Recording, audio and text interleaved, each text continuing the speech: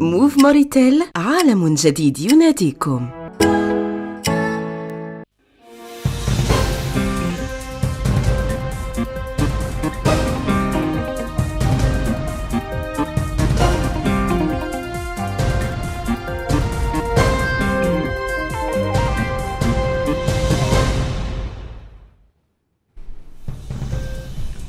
Notre pays et la Chine célèbrent le 60e anniversaire de l'établissement de leurs relations diplomatiques.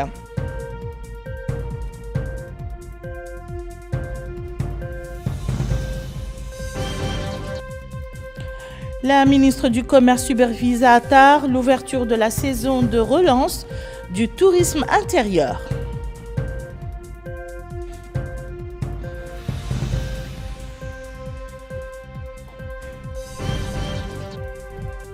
Le délégué général de Tazor lance au Tagan des projets de développement au profit des villes de Moudjeria et Boubacar Ben Amer.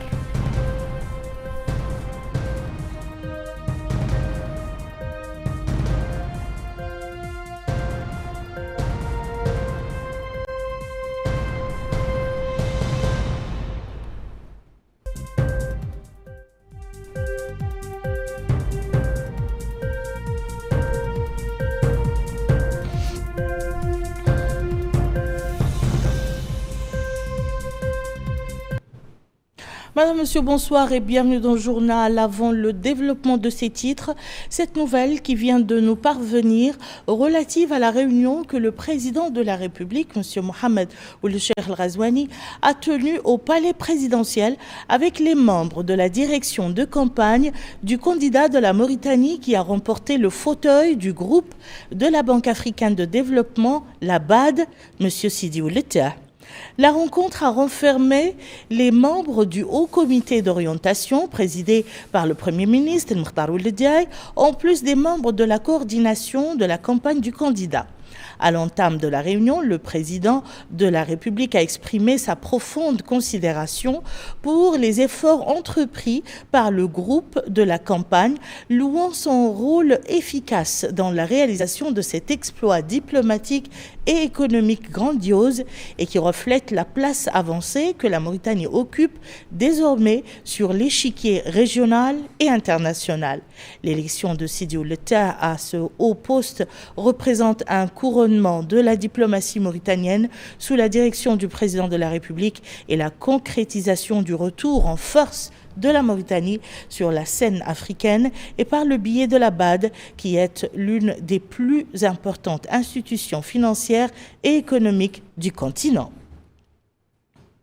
L'Assemblée nationale a approuvé jeudi soir, au cours d'une séance plénière, le projet de loi portant sur la réglementation de l'activité industrielle dans le pays. Le projet qui a été défendu par le ministre des Mines et de l'Industrie, Cham Tidjani, offre un cadre juridique unifié et moderne pour la régulation du secteur industriel et vise à combler un vide législatif.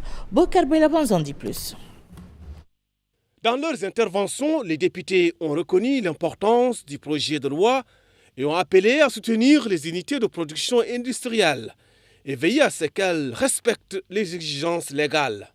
L'objectif est de fournir l'infrastructure nécessaire au développement du secteur industriel, adopter des certificats pour les produits nationaux à différents stades de fabrication, préparer une liste agréée de produits locaux bénéficiant d'une préférence sous la supervision du ministère de l'Industrie en coordination avec le ministère du Commerce.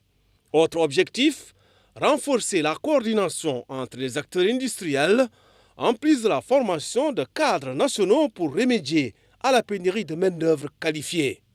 Présentant le projet de loi, le ministre des Mines et de l'Industrie, Cham Tidjani, a indiqué que le nouveau texte vient offrir un cadre juridique unifié et moderne pour la régulation du secteur industriel et vise à combler le vide législatif qui conduit à un état de confusion dans la régulation de ce secteur vital. Il a souligné que le projet s'inscrit dans une vision stratégique globale adoptée par le gouvernement pour développer une politique industrielle intégrée et harmonieuse, basée sur la valorisation des diverses ressources nationales qu'elles soient minérales, agricoles, marines ou animales, ainsi que sur l'exploitation des opportunités en matière d'énergie propre, notamment l'hydrogène vert. Il a précisé que l'adoption de ce cadre réglementaire moderne permettra d'accompagner l'évolution du secteur industriel, de renforcer l'attractivité de la Mauritanie pour les investissements productifs et soutenir l'émergence d'un tissu industriel compétitif capable de transformer les matières premières en produits à valeur ajoutée qui servent le marché local et soutiennent les exportations. Le ministre des Mines et de l'Industrie a fait observer que cette loi répond à un besoin stratégique national, celui de construire une économie industrielle moderne et globale. Cham Tijani a rappelé que l'industrie est un levier essentiel de croissance, de création d'emplois et de développement durable.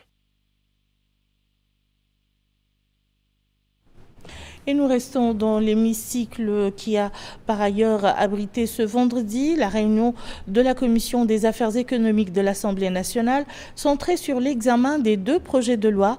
Le premier autorisant la ratification du protocole financier signé à Nouakchott entre notre pays et le gouvernement de la République française, destiné à contribuer au financement du projet d'extension du réseau de transport d'eau d'Aftout Sahli, et le second autorisant la ratification de l'accord de financement entre notre pays et l'Association internationale de développement destiné au financement de la première phase du projet de développement des ressources énergétiques et de soutien au secteur minier. La commission a suivi une présentation faite par le ministre de l'économie et des finances, M. Sida Ahmed Lebour, dans laquelle il a souligné les objectifs des 2 projets de loi susmentionnés ainsi que leur rôle économique et social. Je vous le disais dans les titres, le ministre de l'Autonomisation des jeunes, de l'Emploi, du Sport et du Service civique et son collègue de l'Enseignement supérieur et de la recherche scientifique ont visité ce vendredi le guichet de l'emploi relevant de l'Agence nationale de l'emploi. Le guichet ouvert à l'Université de Nouakchott offre l'opportunité aux étudiants de trouver des formations durant les vacances et aux sortants d'accéder au marché du travail. Yadali Fall. Le ministre de l'Autonomisation de la jeunesse, de l'emploi, des sports et de la fonction publique, M. Mohamed Abdallahi Woulouli, accompagné de son homologue de l'enseignement supérieur de la recherche scientifique, M. Yacoub Ouloumain, a effectué une visite d'inspection et d'information au guichet de l'emploi relevant de l'Agence nationale pour l'emploi Teshqil, inauguré ce jour à l'Université de Nouakchott. Ce guichet, ouvert en collaboration avec le ministère de l'Enseignement supérieur et de la Recherche scientifique, vise à accompagner les étudiants universitaires en leur facilitant l'accès à des stages de fin d'études, à les encadrer et à favoriser l'insertion des diplômés sur le marché du travail. Dans une déclaration faite à cette occasion, le ministre de l'Enseignement supérieur et de la Recherche scientifique a souligné l'importance de renforcer les liens entre la formation universitaire et les exigences du marché du travail, saluant les efforts d'université et les doyens dans ce domaine. Il a insisté sur la nécessité d'adapter les programmes de formation aux besoins du marché, appelant à l'inscription des étudiants dans les programmes de stage en entreprise et à l'accompagnement de leurs idées en vue de les transformer en projets. Le ministre a précisé que cette orientation s'inscrit dans le cadre de l'apprentissage tiré des expériences réussies des pays développés dans ce domaine, notant que 63 des étudiants ont déjà bénéficié des stages. Il a ajouté que cette initiative s'aligne avec les grandes orientations du président de la République, M. Mohamed Cheikh Ghazouani, visant à harmoniser la formation universitaire avec les réalités du marché de l'emploi. Pour sa part, le directeur général de l'Agence nationale pour l'emploi Teshqil, M. Abdel Fattah, a indiqué que l'agence œuvre à rapprocher les jeunes chercheurs d'emploi des entreprises à travers des formations en technique de recherche d'emploi, en rédaction des CV professionnels, en préparation aux entretiens d'embauche, ainsi qu'en compétences de vie en informatique et en langue. Il a ajouté que l'agence propose des inscriptions à distance et en présentiel via une plateforme dédiée aux étudiants, leur permettant d'accéder aux informations sur les offres disponibles pour les diplômes. L'agence, en collaboration avec la présidence de l'université, met à disposition des données et des formations utiles aux chercheurs d'emploi en vue d'une meilleure coordination entre les résultats de l'enseignement et les besoins du marché du travail. Au volet diplomatique, l'heure était aujourd'hui à la célébration du 60e anniversaire de l'établissement des relations diplomatiques sino-mauritaniennes, un anniversaire que l'assistance a vécu à travers un film documentaire et une exposition de photos illustrant des étapes des relations entre les deux pays. Bokar Belaba. Depuis l'établissement officiel des relations diplomatiques le 19 juillet 1965, la coopération sino-mauritanienne n'a cessé de s'approfondir, couvrant désormais des secteurs clés comme les infrastructures, la santé, l'agriculture, l'énergie et la culture. À travers cette célébration, les deux nations réaffirment leur volonté d'inscrire leur partenariat dans la durée et de bâtir ensemble un avenir fondé sur le développement partagé, la paix et l'amitié entre les peuples. Dans son discours prononcé à cette occasion, le ministre des Affaires étrangères, de la coopération africaine et des Mauritaniens de l'extérieur, Mohamed Salem Ould Merzoug, a souligné que les relations mauritano-chinoises ont connu un nouvel élan au cours de l'année écoulée, culminant avec la publication d'une déclaration conjointe entre les deux pays, en vertu de laquelle les relations ont été élevées au niveau d'un partenariat stratégique. Incarnant la vision partagée des dirigeants des deux pays, le président de la République, M. Mohamed Rocher Al-Ghazouani, et le président chinois, son Excellence, M. Xi Jinping. Il a ajouté que la coopération économique entre les deux pays a connu un développement qualitatif, notamment de grands projets d'infrastructures comme les routes, des ports et des installations énergétiques, ainsi qu'une coopération fructueuse dans les secteurs miniers énergétiques, notamment le fer et le pétrole, en plus d'un soutien croissant au secteur de l'agriculture et de la pêche. Il a souligné que la coopération entre les deux pays englobe également des aspects humanitaires et culturels. Autre allocution, c'est celle faite par l'ambassadeur de la République populaire de Chine, accrédité en Mauritanie, son Excellence M. Tang Zhongdang, qui a déclaré que les relations mauritano-chinoises sont fondées sur le respect mutuel et les intérêts communs, notant que la confiance politique mutuelle entre les deux pays et le soutien continu aux questions d'intérêts fondamentaux sont restés la caractéristique déterminante de cette relation. L'ambassadeur chinois a déclaré que les relations bilatérales sont entrées dans une nouvelle phase de développement global ces dernières années, grâce aux dirigeants des deux pays. Et il a souligné que la République populaire de Chine soutient notre pays dans sa quête de développement économique. Ensemble, la Mauritanie a jeté les bases d'une relation distinguée avec la République populaire de Chine depuis le 19 juillet 1965. Et cela n'a cessé de croître et s'épanouir dans un esprit de confiance, d'engagement et de solidarité sincère, devenant ainsi un modèle réussi de coopération sud-sud. Le parti INSAF a aussi célébré cette commémoration à travers une soirée culturelle et artistique à l'ancienne maison des jeunes. Des troupes folkloriques ont produit des ballets et des danses traditionnelles qui ont reflété un aspect de l'échange culturel entre les deux pays.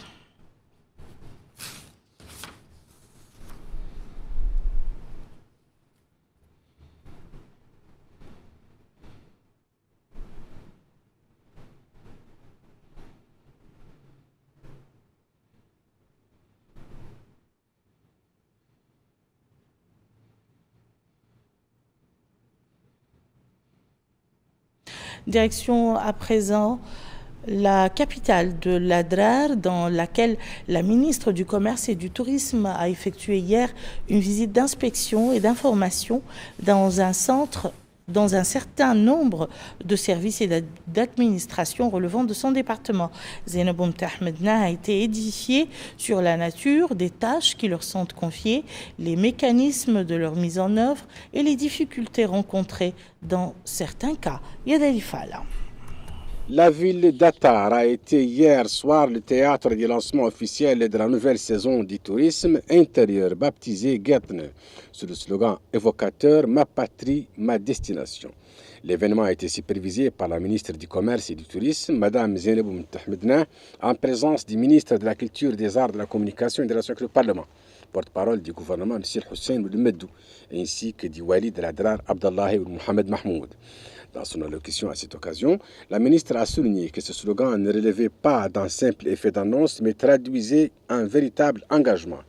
Il incarne, a-t-il dit, une orientation durable destinée à guider les générations futures vers un attachement profond à la nation. Elle a insisté sur les efforts fournis par son département pour faire du tourisme intérieur un levier économique stratégique, un ciment de la cohésion sociale et un vecteur de renforcement de l'identité nationale. Pour concrétiser cette ambition, a-t-il dit, un plan global a été élaboré. Il prévoit notamment le lancement d'autres activités à travers le pays. Une saison estivale à Ayoun, une saison des plages à Nouadhibou et une saison culturelle sur la rive du fleuve Kaïdi.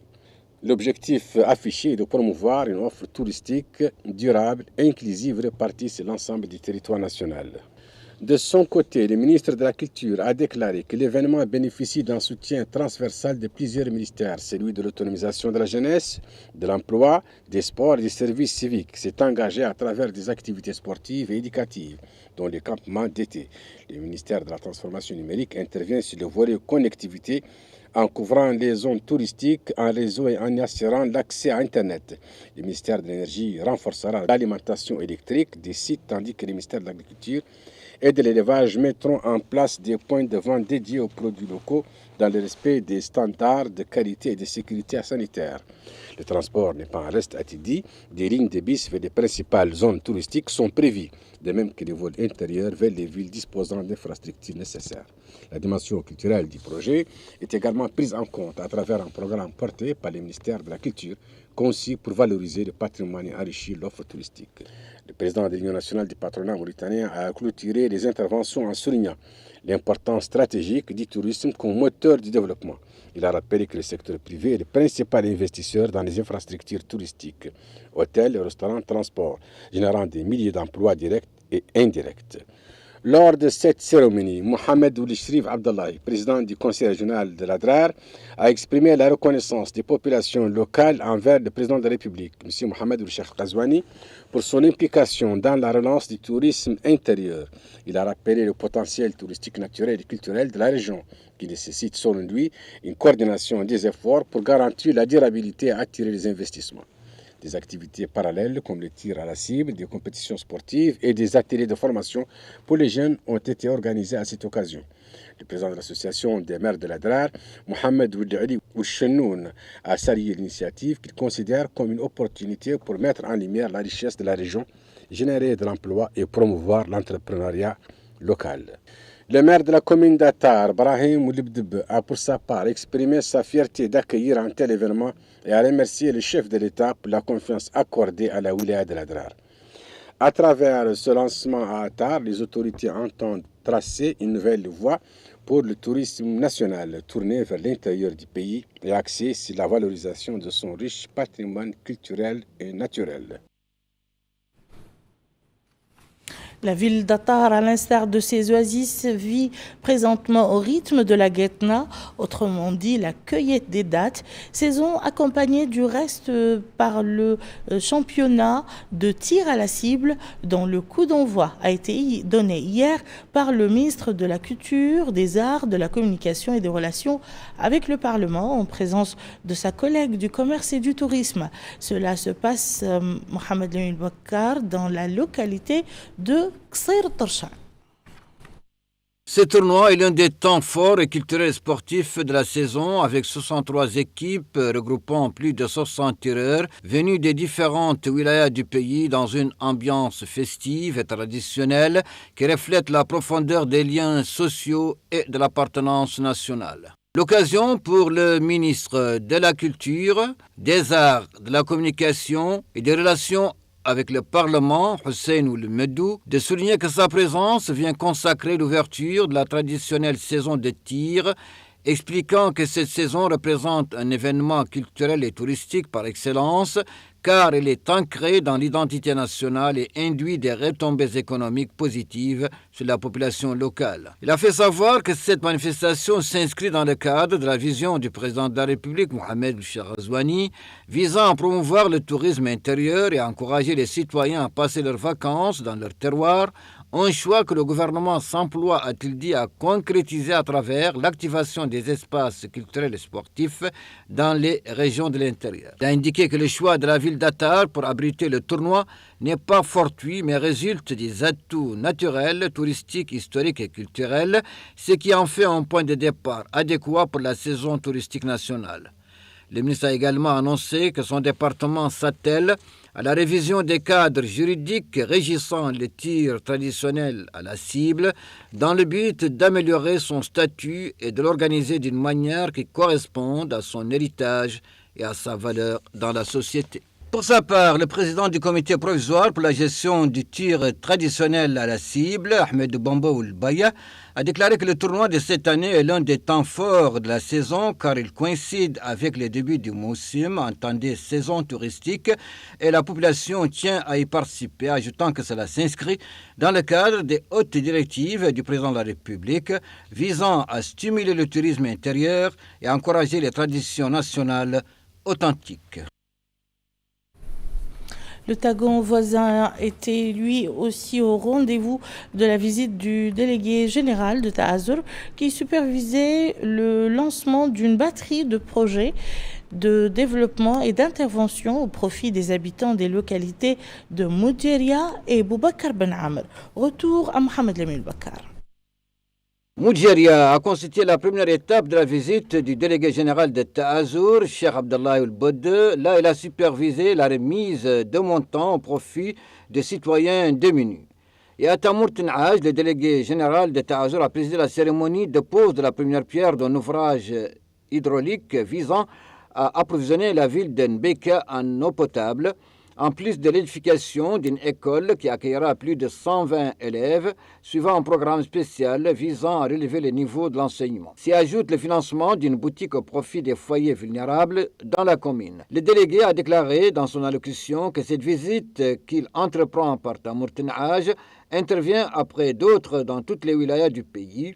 Il a fait savoir aux habitants de Tamour Tenhaj que leur message, comme celui des autres citoyens d'autres wilayas, va dans le même sens, celui de la mobilisation derrière le programme et les choix du président de la République pour promouvoir le développement économique et social dans le cadre de son programme Mon ambition pour la nation. Il a ajouté que la visite de Tamour Tenhaj verra le lancement de projets importants, mais le plus crucial, a-t-il dit, est l'enseignement qui ouvre de larges perspectives aux générations futures. C'est dans ce cadre, a-t-il dit, que Ta'azur, dans le cadre du programme Ta'mir, a décidé de restaurer les internats eu égard à leur contribution dans le renforcement de la cohésion sociale et du sentiment d'appartenance à l'État. L'étape suivante a été la commune de Boubacar Ben Amr, dans laquelle le délégué général de Ta'azur a présidé l'inauguration du centre de santé de Qiddiya après sa réhabilitation et son équipement pour permettre aux citoyens de la commune d'accéder à des soins de qualité. Les élus locaux ont salué les interventions de Ta'azur et leur impact positif sur la vie des citoyens. Voilà qui met fin à ce journal. Tout de suite, le rappel des titres. Notre pays et la Chine célèbrent le 60e anniversaire de l'établissement de leurs relations diplomatiques.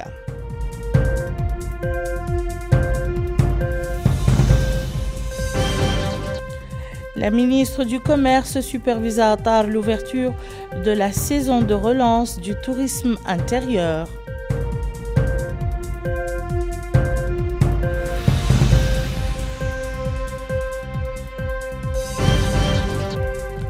Le délégué général de Ta'azur lance au Tagon des projets de développement au profit des villes de Moudjeria et Boubacar Ben Amr.